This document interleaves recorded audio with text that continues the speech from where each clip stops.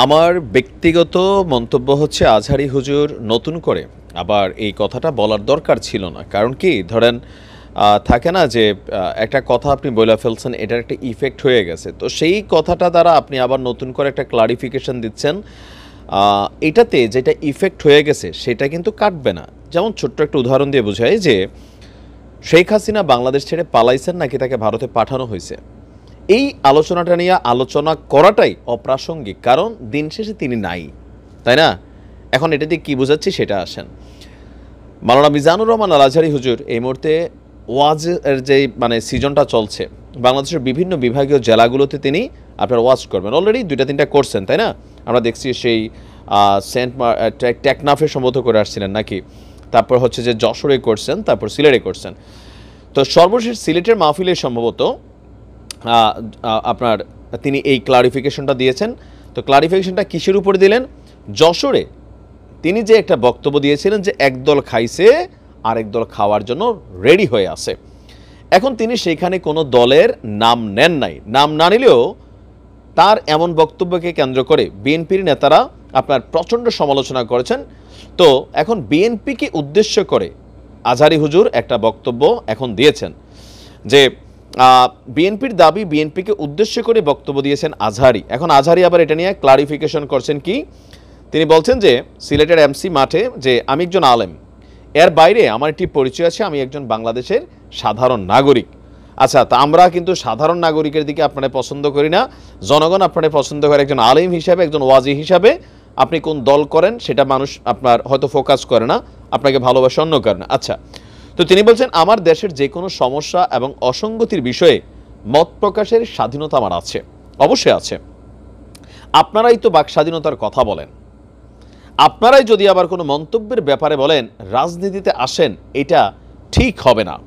তিনি বলছেন যে কোনো দল এটা নিয়ে কথা বলেনি, আপনারা এটা নিজেদের গায়ে নিয়ে যেভাবে মাখলেন সেটা ঠিক হয়নি, এটা খুবই অনভিপ্রেত। কারণ আজহারী হুজুর কারণ নাম নেয় নাই, কিন্তু নাম না নিলেও ওই যে একদল গাইছে আরেক দল খাওয়ার জন্য রেডি হয়ে আছে। তো এটা বাস্তবিক কথাই, বিএনপির নাম নিলেও আমরা জানি এই দেশ বোঝে বা জাতি বোঝে যে আগামী দিনে রাষ্ট্র ক্ষমতায় বিএনপি যাচ্ছে। আর ইতিমধ্যে বাংলাদেশের বিভিন্ন জায়গায় বিএনপির নেতাকর্মীরা অনেক অনেক অনেক লুটপাটের ঘটনায় জড়াই গেছে। তো প্রতিনিয়ত গণমাধ্যমে খবর আসছে, সেই তুলনায় জামাতের কোনো কালি ওইভাবে পড়ে নাই। তবে আজকে একটা পড়ছে, জামাতের শয়তানে লাড়াচাড়া ধরছে, আমি এটা আলাদা ভিডিওতে দিব, দেখেন। কেউ কিন্তু দুধের দোয়া তুলসী পাতা না, ক্ষমতাকে কেন্দ্র করে আজকে জামাতও ঘটনা ঘটাইছে, পরের ভিডিওতে দিচ্ছি, এটা এখানে শেষ করে নেই। তো তিনি বলছেন যে কোনো দলকে টার্গেট করে কিংবা কোনো দলের পক্ষে আমরা কথা বলি না, আমরা কোরআন সুন্নাহর কথা বলি, ইসলামের পক্ষে কথা বলি। একটা সাধারণ কথা নিজেদের গায়ে নিয়ে যদি ক্ষোভ প্রকাশ করেন আর ক্ষুব্ধ প্রতিবাদ জানান, তাহলে সাধারণ মানুষদের কাছে আপনাদের ব্যাপারে একটা নেগেটিভ মেসেজ চলে যাবে, এটা আমরা চাই না। তবে আজহারী হুজুর সম্ভবত বাংলাদেশের রাজনীতির একটা জিনিস বোঝেন না, আলেম মানুষ তো, এই দেশে রাজনৈতিক নেতাদের উদ্দেশ্যে আপনি যাই বলেন, দল নিয়ে যাই বলেন, বাঙালির দল প্রীতি আরও বাড়ে, এটা হচ্ছে বাস্তবতা। তিনি বলছেন যে গতানুগতিক রাজনৈতিক চর্চা থেকে আমরা বের হয়ে আসতে চাই। যখন ক্ষমতার পালাবদল হয় তখনই দুর্নীতির ফিরিস্তি আমরা জানতে পারি, এর আগে কোনোভাবেই জানা যায় না। প্রতিটি দলের ভেতরেই এই বাজি চর্চা রয়েছে, এখন আমাদের শুধরে নেওয়ার সময় এসেছে। আমরা চাই না এদেশে চাঁদাবাজি, দখলবাজি, টেন্ডারবাজি, দুর্নীতি থাকুক। আমরা নিবন্ধিত 38 দলেরই এখন শপথ নেওয়ার সময় এসেছে। তিনি বুঝেছেন যে 38টা দল আছে, আমি তো কারোর নাম নেই নাই ভাই, আপনারা কেন নিজেদের গায়ে নিয়ে এটা মাখাইলেন যে একদল খাইছে আরেক দল খাওয়ার জন্য রেডি হয়ে আছে। এখন একদল বলতে আওয়ামী লীগেরও কিন্তু নাম নেন নাই, তাই না? কিন্তু মানুষ বুঝে গেছে। এখন ভিপি নূর তিনি বক্তব্যটা দিলেন কি, যে তরুণ বক্তাদের মধ্যে সবচেয়ে জনপ্রিয়। আচ্ছা, এই কথাটা বলার পর এটাকে আজহারী নাকি এটা ধরেন আমরা ধর্ম ওই যে গোলাম দস্তুক রস্তগি, আমি তো জানি না, এরকম আছে না কিছু হুজুর, তারাও তো হুজুর। কিন্তু যখন বলা হয় যে বাংলাদেশের সবচেয়ে জনপ্রিয় বক্তা, লাখো লাখো মানুষ যার শ্রোতা, এতটুকু বললে আমরা বুঝানি আজহারী, আপনি তো বুঝবেন, আপনার নাম মেনশন করা হচ্ছে। তো বিষয়টা হচ্ছে কি, এই এতটুকু ক্লারিফিকেশনও দরকার ছিল না, আমার কাছে এটা মনে হয়। তারপর হুজুর বিজ্ঞ মানুষ, তিনি তার মতো দিচ্ছেন। কারণ কি, বিএনপির নেতাকর্মীরা যারা এটা নিছে, এটা এমন না যে হুজুরের এই কথার কারণে তারা মনে করবে আমরা না, ওই পাশের বাড়ি। বিষয়টা কিন্তু এরকম না।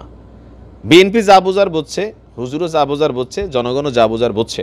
তো ব্যাটার হচ্ছে এগুলো নিয়ে এই যে ভিপি নূর যেমন বলছিলেন যে অনেক বিপদ হইতে পারে, অনেক এটা হইতে পারে, এটা কিন্তু অলিখিতভাবে এক ধরনের বক্তব্য দিয়ে দিছে, যেটা বোঝার সবাই বুঝছে।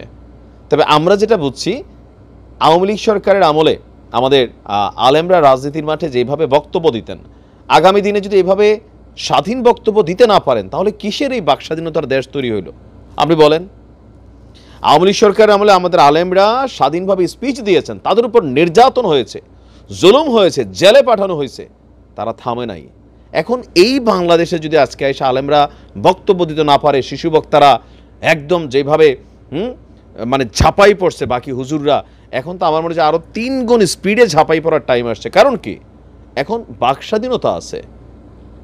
আলেমদের বলা উচিত নাকি অনুচিত, কি মনে করেন? যে ওয়াজের মাঠটাট বুঝি না, যেখানে যাবেন হুজুরদের যা মন চায় বলবেন, আপনাদের ভালো লাগলে শুনবেন, না লাগলে পলিটিক্যালি আসেন, খেলা হবে, এরকম কিছু? নাকি ওয়াজের মাঠে শুধু ওয়াজই করবেন, এখানে জীবন বা রাজনৈতিক রিলেটেড কোনো কথা বলা যাবে না? তো যদি তাই হয়, তো আওয়ামী লীগ সরকার আর দোষটা কী করছিল? না, মানে বিষয়টা তো ক্লিয়ার হইতে হবে যে আমার বেলা একরকম, আপনার বেলা একরকম, বিষয়টা এরকম না।